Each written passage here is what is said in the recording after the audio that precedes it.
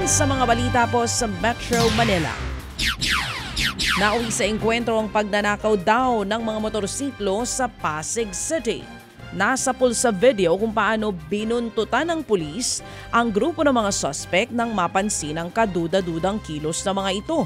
Matapos niyan, humarurot na ang mga suspect. Agad naman silang hinabol ng mga pulis hanggang sa magkaroon nga ng engkwentro. Sugatan ng isa sa mga suspect na si alias Rex. Leader daw ng isang criminal group.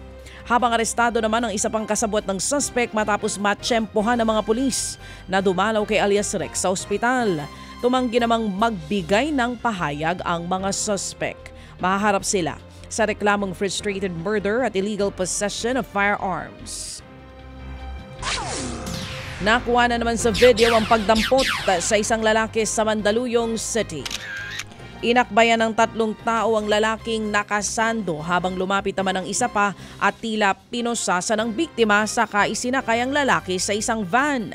Sinubukan pang habulin ng live-in partner ng lalaki ang sasakyan. Nang idulog ng live-in partner sa mga otoridad ang insidente, napag-alamang mga tauhan ng isang pribadong rehabilitation center ang dumampot sa kanyang kinakasama. Ang ina raw ng lalaking nag-utos na damputin ang lalaki dahil sa pagbabago sa ugali nito. Sinadya rin daw ng pamilya ng lalaki na huwag ipaalam sa live-in partner ang pagpaparehab. Iniimbestigahan na ng pulisya kung may nalabata o nalabag na batas sa insidente. Sa Quezon City naman mga kapatid, nataranta mga pasahero nang biglang may sumigaw ng sunog sa sinasakyan nilang bus. Bumabiyahe nga papitex ang bus nang bigla na lamang may sumigaw ng sunog.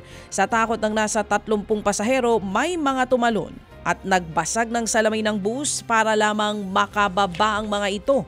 May isang pasahero na nasugatan sa binti habang may isinakay din sa stretcher. Sa kabuuan, may 5 pasahero ang sugatan. Sa inspeksyon ng Bureau of Fire Protection, walang indikasyon na nagliyabang bus. Inaalam na kung sino ang pasaherong sumigaw ng sunog. Ay naku, hindi magandang biro iyan mga kapatid at may kalalagyan kayo pagka po ginawa niyong biro yan.